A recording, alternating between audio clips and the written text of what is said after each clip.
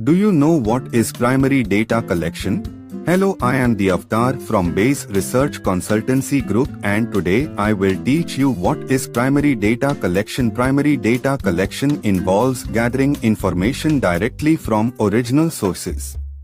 It's a process where researchers or individuals collect data first-hand rather than relying on existing data that has been gathered by others.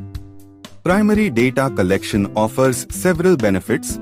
Primary data collection offers several benefits.